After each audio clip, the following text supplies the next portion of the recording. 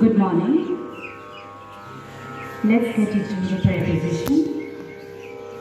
Join your hands, close your eyes, and please listen to the Assamese verse that I am going to sing on the occasion of Madhav Tithi.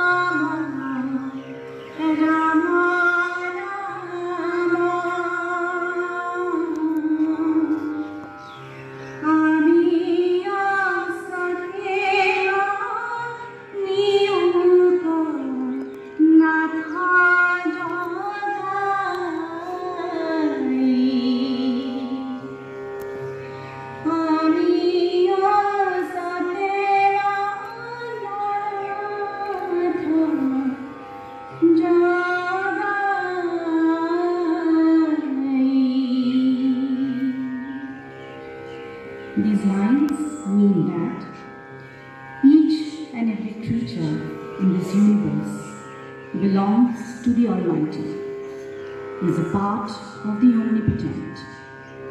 We are mere mortals who tend to fall asleep easily in the lap of delusion. We are insignificant in front of you, Prabhu, so we surrender to you, the Divine, the Eternal, and the Omnipotent. You all may open your eyes. Thank you.